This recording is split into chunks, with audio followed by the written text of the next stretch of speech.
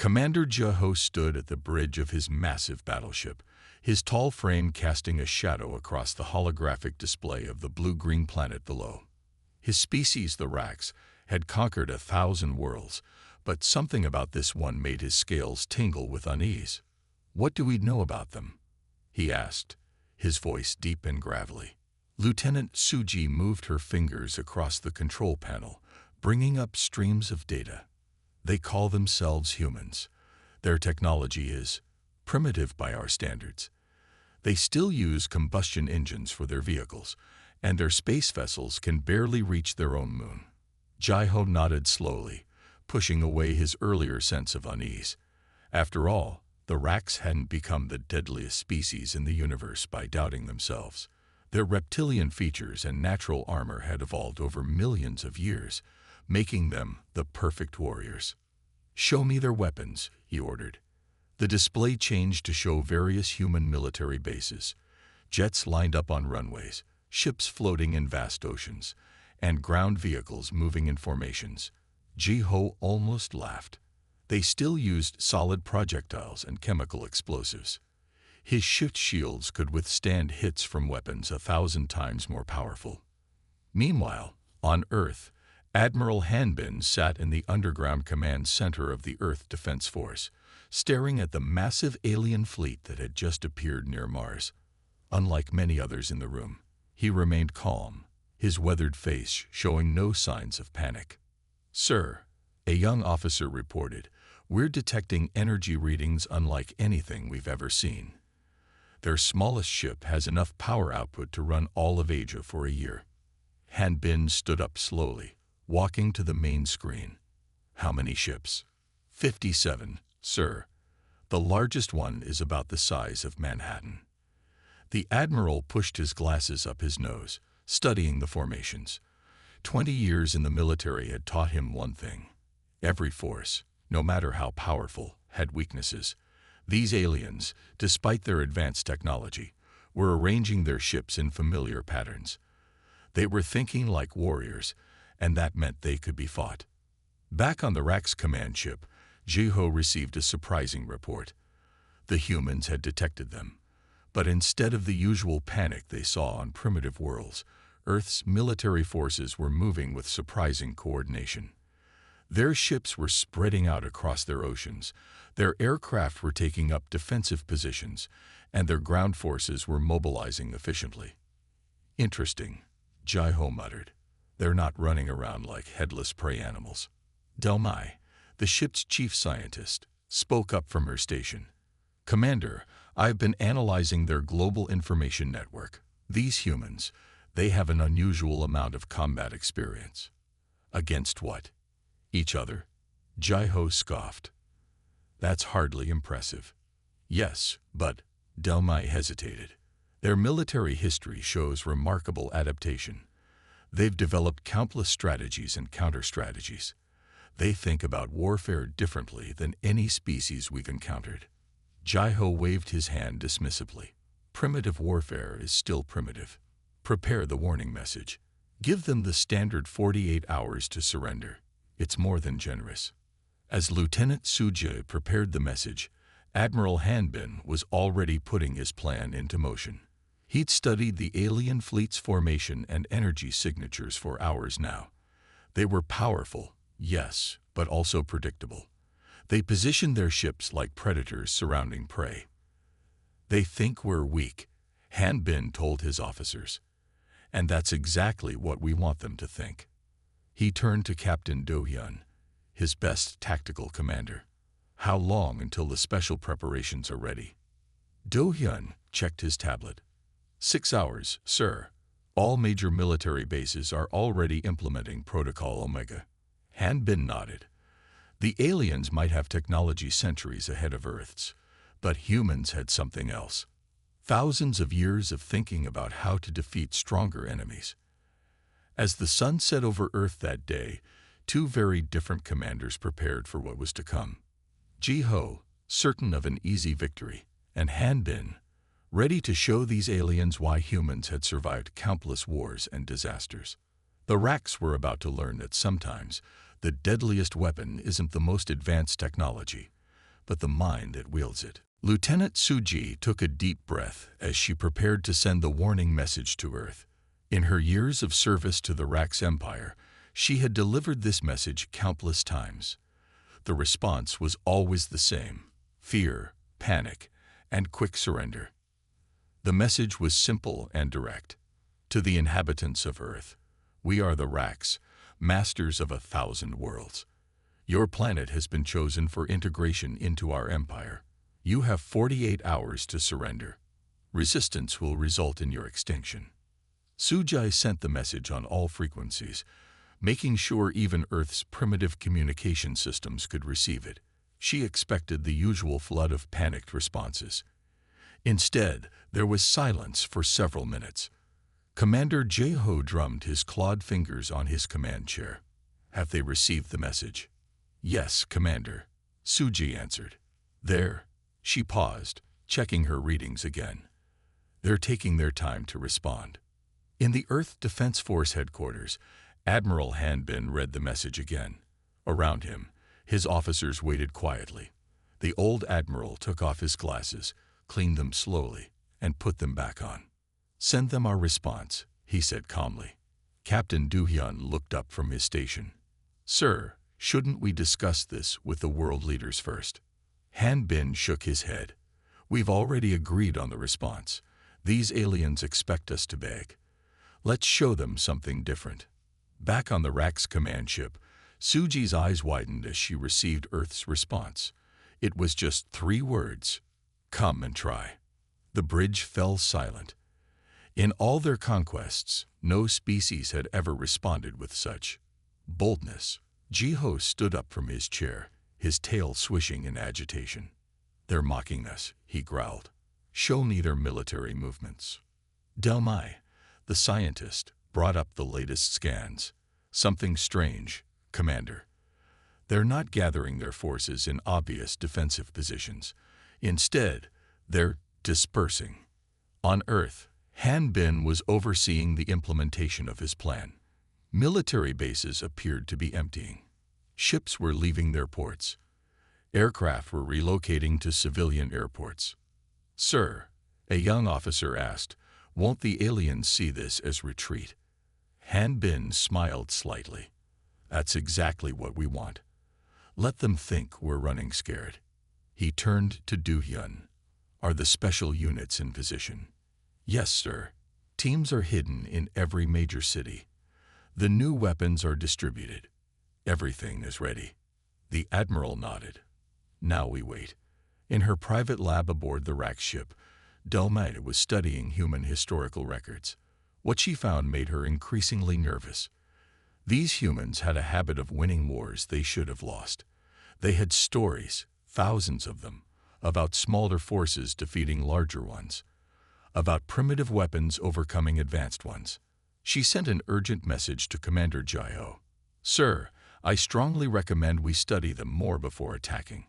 Their history shows. Jeho cut off her message. He had already made up his mind.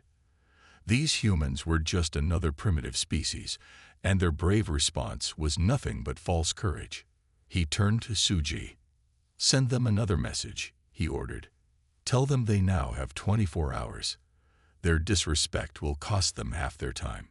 Sujai sent the message. This time, Earth's response came quickly. We'll be waiting. In the depths of the Pacific Ocean, a submarine captain received encrypted orders. In the mountains of South America, hidden bases powered up unusual equipment. In the deserts of Africa, Special Forces teams checked their new experimental weapons. Admiral Hanbin stood at his command center window, looking up at the stars where he knew the alien ships waited. They think we're primitive because we don't have their technology, he said quietly. They forget that humans have been finding ways to kill more powerful enemies since we figured out how to use sticks and stones. Do-hyun joined him at the window. Do you think our plan will work, sir? We're about to teach the deadliest species in the universe a lesson about humanity, Hanbin replied. We don't need to match their technology. We just need them to keep underestimating us for a few more hours. As the countdown to conflict began, 2 civilizations prepared for war.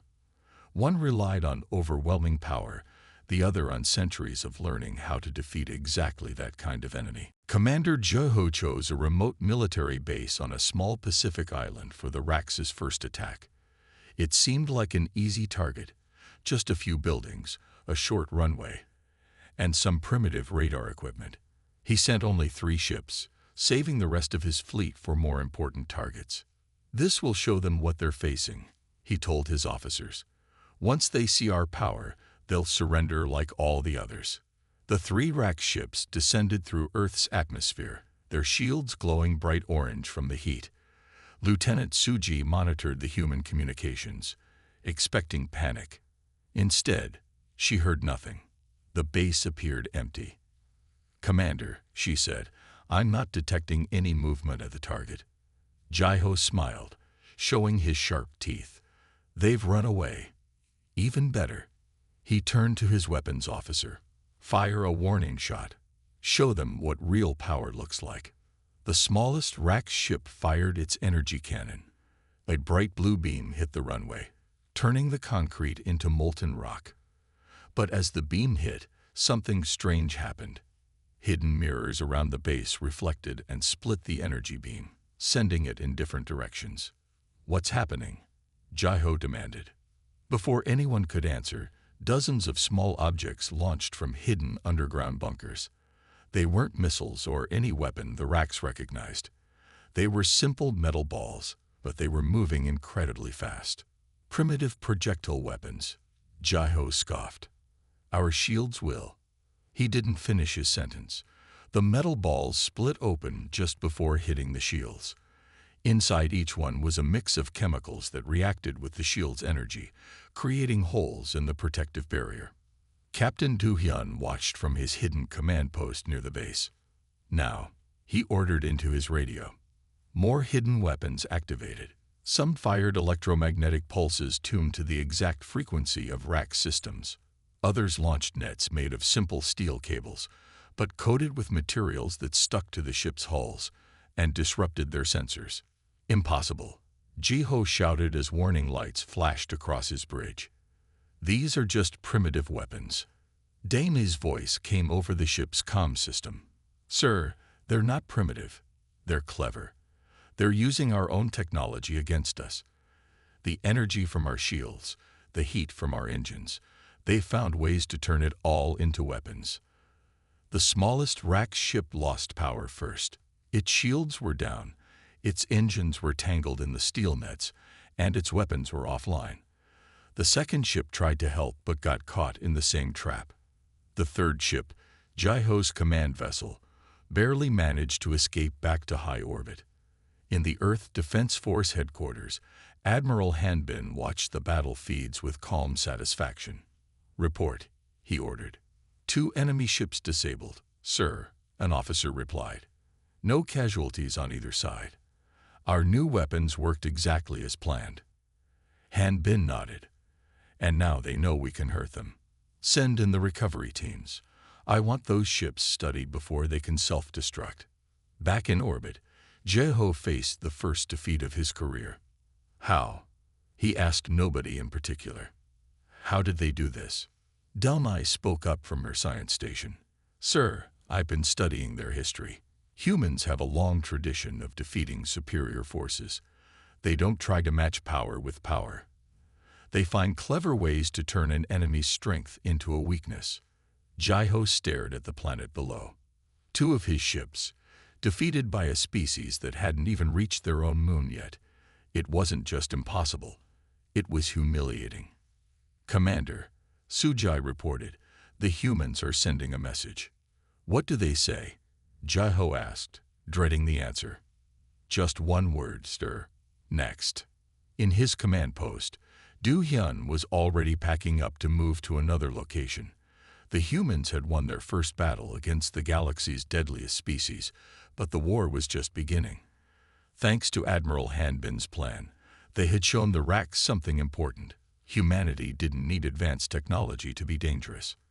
As teams of scientists and engineers swarmed over the captured Rax ships, Hanbin made a note in his log: "First contact with alien life." They expected primitive savages. Instead, they found out why humans have survived every threat we've ever faced. We don't fight fair. We fight smart. Damai sat in her lab aboard the Rax command ship, surrounded by holographic displays showing human history. After their defeat at the Pacific base, Commander Jaiho had finally given her permission to conduct a full study of Earth's military history. What she found kept her awake at night. "Computer, show me human wars again," she said, her scaled fingers moving through the data. "Focus on cases where the weaker side won." The displays filled with battles from Earth's past. A small Greek army stopping a massive Persian invasion. Vietnamese fighters defeating first French and then American forces. Finnish soldiers on skis destroying Russian tanks in the snow. Everywhere she looked, she found examples of humans winning fights they should have lost. On Earth, Admiral Hanbin walked through a secure underground facility where scientists were studying the captured Rax ships. Captain Du Hyun gave him a tour of their findings. "Their technology is amazing," Du Hyun said, pointing to various pieces of alien equipment. "But they use it in very simple ways. They never expected anyone to think of countering it like we did." Han Bin picked up a piece of the special net they had used to trap the Rax ships. "Sometimes the simplest tools work best. Our ancestors caught tigers with nets. Now we catch spaceships with them." Back in her lab, Dama found something that made her scales tingle with worry. "Computer, show me human weapon development over time." The display showed a clear pattern. Every time humans invented a powerful new weapon, they quickly invented ways to defeat it. Tanks led to anti-tank weapons. Aircraft led to anti-aircraft guns. Every advance was met with a counter. "Lieutenant Suji," Damai called over the ship's comm. "Can you come to my lab? I need to show you something important." Suji arrived looking tired. The defeat had shaken the entire crew's confidence. "What did you find?" Dame pointed to her displays. "Look at their pattern of adaptation. Humans don't just create weapons, they constantly think about how to defeat more powerful enemies. It's built into their culture. But they're still primitive," Sujai argued. "They don't have energy shields or plasma weapons. That's what makes them dangerous," Damai explained. "They've spent their entire history finding ways to defeat enemies with better weapons. And now," she brought up scans of the captured Rax ships. "They're already learning how our technology works. They're adapting faster than any species we've ever encountered." Meanwhile, in another secret facility, Du Hyun watched as human scientists tested their first reverse-engineered Rax energy shield. The shield flickered and failed after 10 seconds, but it had worked. They were learning. "How long until we can copy their weapons?" he asked the lead scientist. "Their weapons? A few months maybe. But that's not what we're focusing on," the scientist replied. "We're more interested in finding their weaknesses. Every system has a flaw if you look hard enough." Back on the Rax ship, Dame prepared her report for Commander Jaiho. She included everything she had learned about human history, their way of thinking, and their speed of adaptation. But as she wrote, she knew he probably wouldn't listen. The Rax had been the strongest for so long, they couldn't imagine being defeated by primitive humans. "Commander," she wrote, "these humans are different from any species we've encountered. They don't try to match our strength. They find ways to turn our strength against us. The more powerful we are, the more ways they'll find to use that power to defeat us." As she sent the report, Delmai looked at one last piece of human history on her screen. It showed how a human named David had defeated a giant named Goliath with just a stone and a sling. The story was thousands of years old, but humans still told it to their children. "We're Goliath," she whispered to herself, "and we've just shown David exactly how to hurt us." In his command center, Admiral Hanbin received reports from around the world. Every military force was adapting what they had learned from the first battle. Simple tools were being turned into anti-Rax weapons. Old tactics were being updated to fight new enemies. "The Rax think technology makes them strong," he told his officers. We'll show them that the best weapon isn't the biggest or most advanced. It's the one your enemy doesn't expect. Commander Jai-Ho was angry. The loss of 2 ships to primitive humans had made him look weak. Despite Dim's warnings, he ordered a massive attack on Earth's major cities. 30 ships moved into position, their weapons ready. "This time, we hit them with everything," he growled. "No more games. No more surprises." Lieutenant Suji watched her commander with worry. She had read Dami's report about human history. "Sir, perhaps we should be more careful. The humans seem to be planning something." "They got lucky once," Jai-Ho snapped. "It won't happen again." On Earth, Admiral Hanbin watched the Rax fleet approach. Everything was going according to plan. The aliens were angry, and angry enemies made mistakes. "Colonel Yoonji," he called over the secure line. "Are your teams in position?" "Yes, sir," Yoonji replied from her hidden command post. "All major cities are ready. The Rax won't know what hit them." The Rax ships entered Earth's atmosphere in a massive formation. They looked unstoppable, their energy shields glowing like artificial suns. Jai-Ho felt proud as he watched them descend. This would teach the humans their place. "Begin the attack," he ordered. The Rax ships fired their energy weapons at New York, London, Tokyo, and other major cities. But something strange happened. The beams hit what looked like ordinary buildings and bounced off, split into dozens of smaller beams. "What's happening?" Jai-Ho demanded. Delmai rushed to check her sensors. "The humans. They've covered their cities in reflective surfaces. They're using our own weapons against us again." The reflected energy beams created a web of deadly light in the sky. 3 Rax ships were hit by their own weapons before they could adjust their shields. But that was just the beginning. From hidden positions around each city, human forces launched their attack. They had learned from the first battle and improved their weapons. Colonel Yoonji gave the order. "Launch the drones." Thousands of small, simple drones filled the sky. The Rax ships tried to shoot them down, but there were too many. Each drone carried a small package of the chemicals that could disrupt Rax shields. "Their shields are down," Yoonji reported to Admiral Hanbin.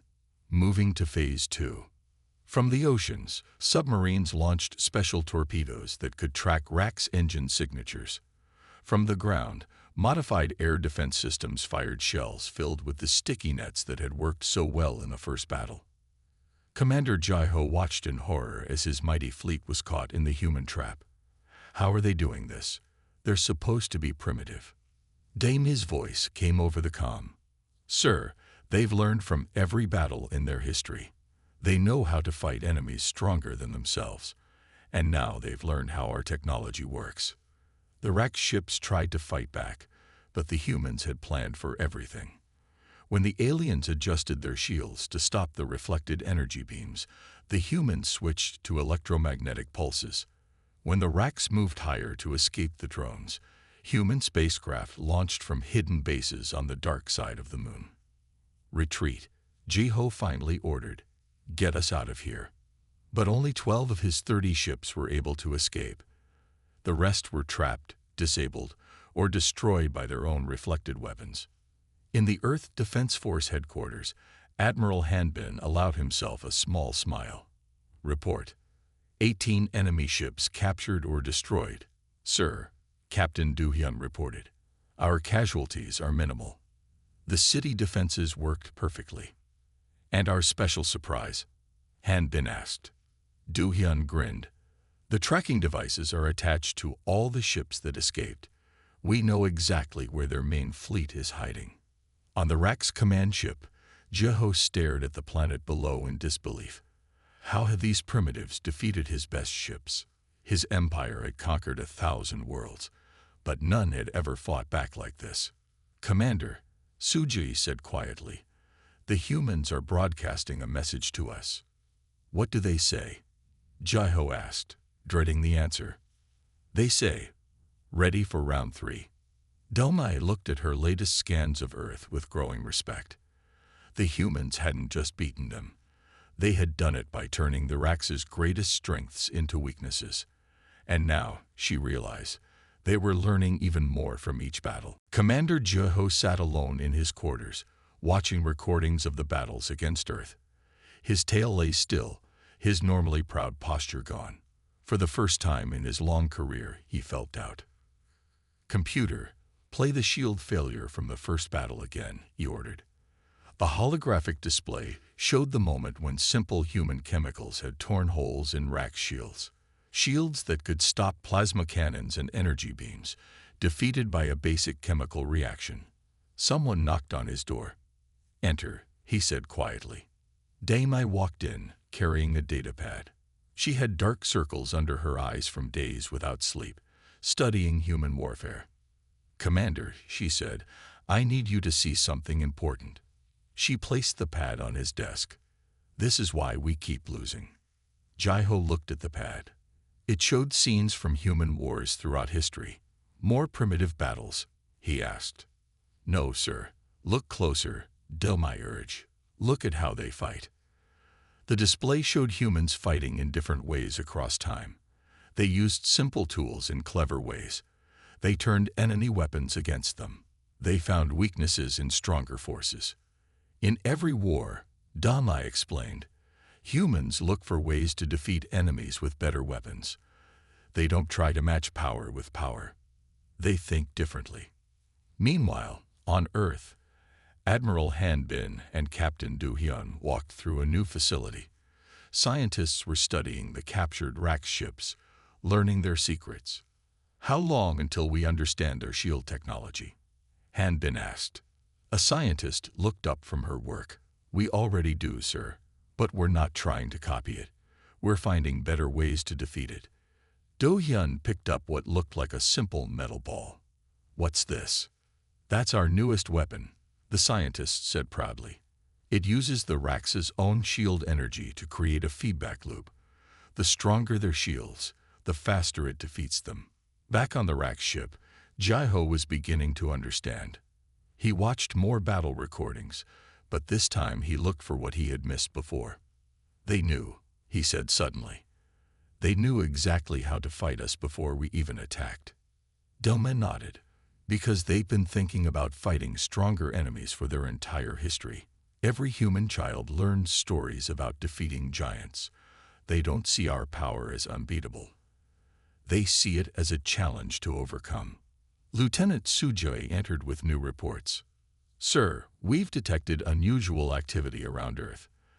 They're building something using parts from our captured ships." Jeho looked at the scans. The humans weren't just copying Rack's technology. They were changing it, combining it with their own ideas in ways the Racks had never considered. "Show me their military bases," he ordered. The display changed to show Earth's forces. They had completely changed how they fought in just a few days. Every human weapon now had some way to counter Rack's technology. They had learned and adapted with incredible speed. "Daimai," Jeho said slowly, "you were right from the beginning. These humans, they're not primitive at all, are they?" "No, sir," she replied. "There's something much more dangerous. They're innovators. Every time we show them our technology, they don't just learn from it. They improve it." In his command center, Admiral Hanbin received reports from around the world. Human forces everywhere were using what they had learned from the Racks. But they weren't just copying. They were creating new ways to fight. "The Racks think they're teaching us a lesson," he told his officers. "But we're the ones teaching them. Every battle shows us more about their weaknesses." Colonel Yunji's voice came over the comm. "Sir, the new defense systems are ready. And we found something interesting about their main fleet's position." Hanbin smiled. The Racks were about to learn another lesson about humanity. It wasn't technology that made humans dangerous. It was their ability to learn, adapt, and overcome any challenge. On the Rack ship, Commander Jeho made a decision that would change history. He called for a meeting with all his officers. It was time to admit what Daimai had been trying to tell them. They had completely underestimated humanity. Captain Do-hyun stood in front of 500 pilots in a secret underground base. Behind him was something that would change the war. human fighters built with a mix of Earth and Rax technology. These are not just copied Rax ships, he explained. They're better. We took their technology and improved it, made it work the way we think. The new fighters looked strange. They were smaller than Rax ships but more agile. Where Rax ships relied on energy shields, these had both shields and physical armor. They carried both human and alien weapons. Today, Du-hyun continued, we show the Rax what humans can really do. In orbit, Commander Jae-ho received alarming news from his sensors. What do you mean, unknown ships? He demanded. Are they Rax or human? Both, and neither, Suji replied, looking confused at her readings. They have Rax energy signatures, but they're moving in ways our ships can't. Dumai rushed to the command bridge with her analysis. Sir, the humans have done it.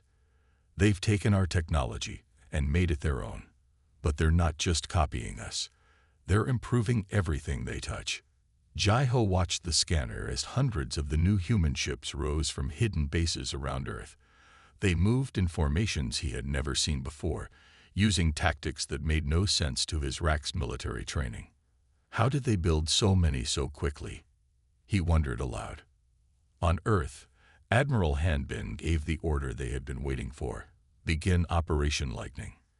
The new human fleet split into small groups, each using different tactics. Some used Rax-style energy weapons, but in short, precise bursts that slipped through shields. Others used simple physical weapons that the Rax had never thought to defend against. First wave, attack, Du-hyun ordered from his command fighter. The human ships struck fast. They didn't try to match the Rax ship's power.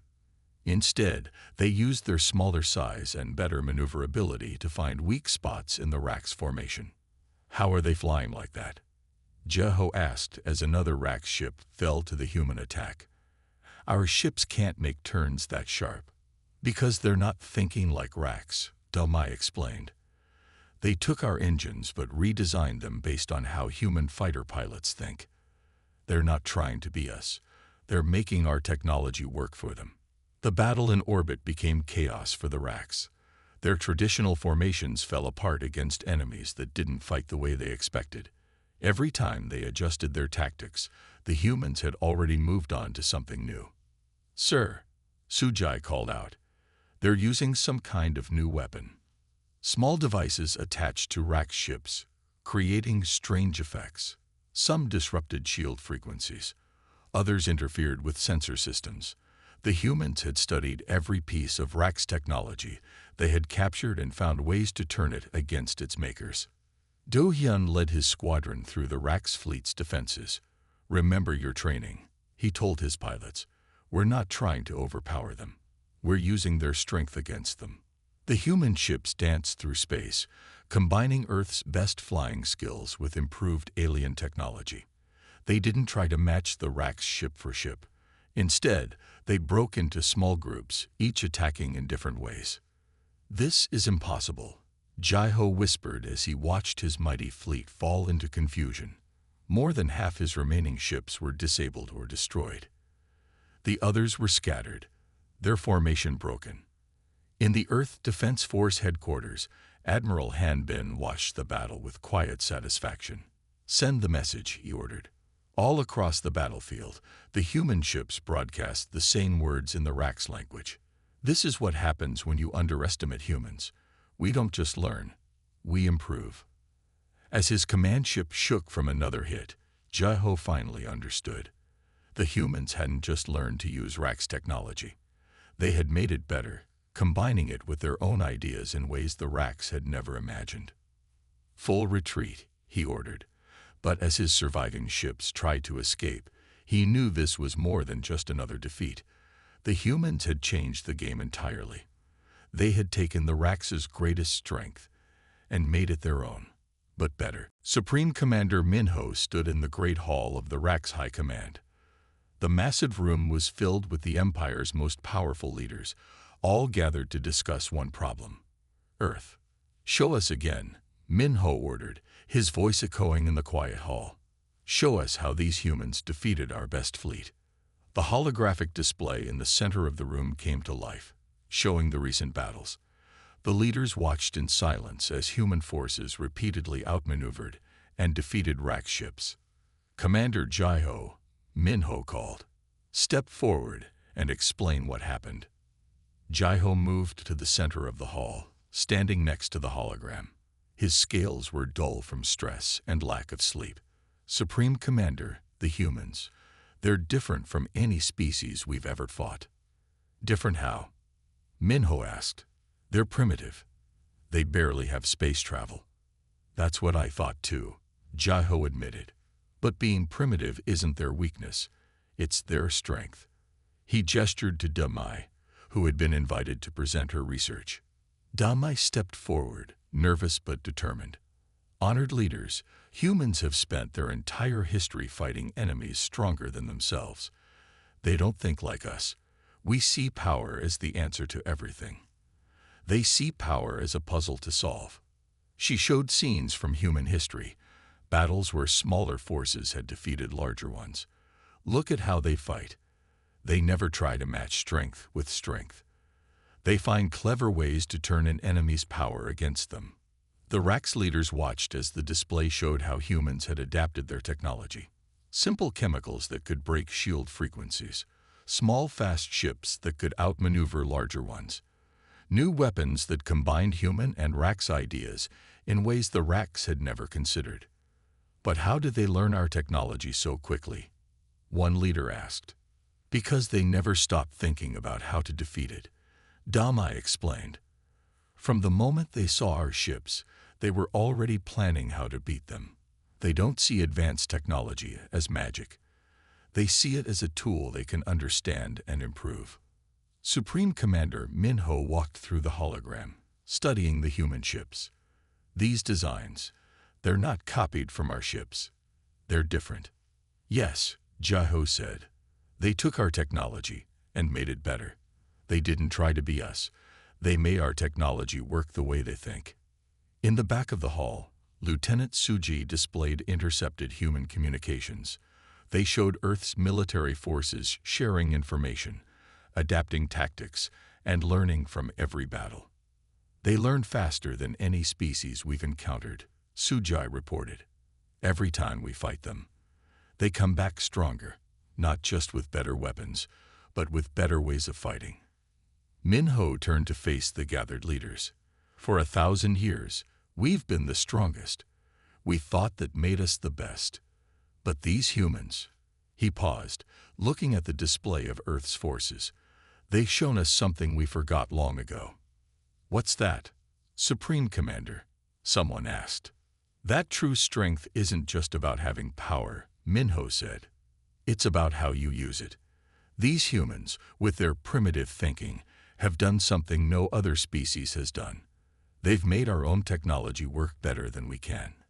Damai stepped forward again. "There's something else, sir. Look at their tactics after they captured our ships." She showed how human forces had split into small, independent groups, each fighting differently. They don't just copy, they innovate. They try new things. They're not afraid to fail because they learn from their failures. The hall was quiet as the Rax leaders considered what they had seen. Their empire had grown strong through power and fear. But these humans, they had earned something the Rax had never given any species before: respect.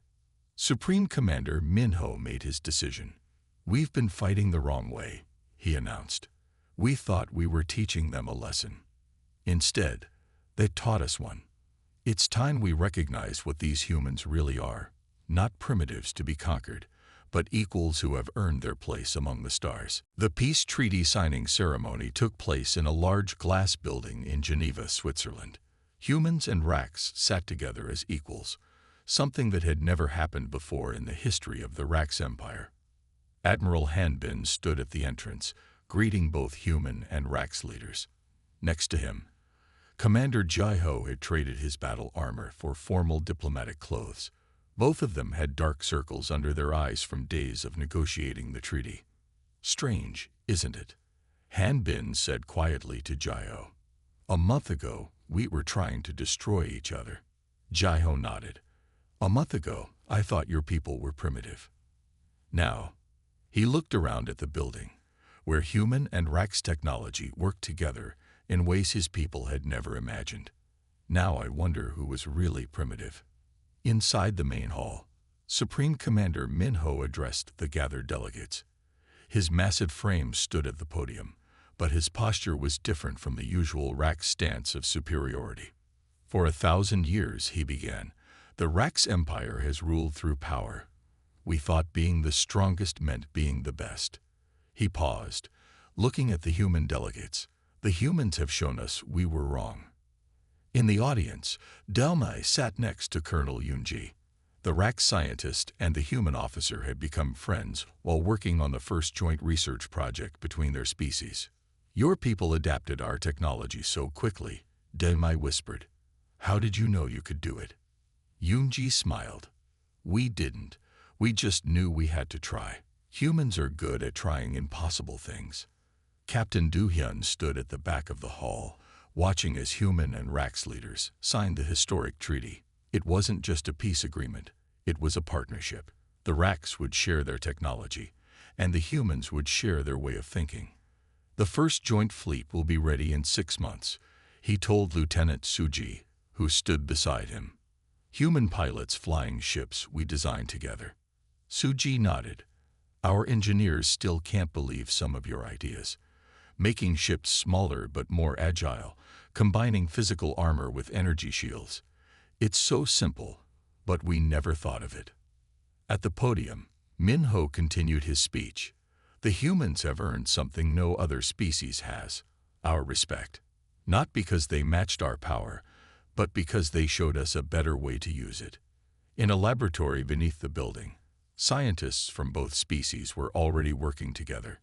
Rax technology combined with human innovation was creating things neither species could have made alone.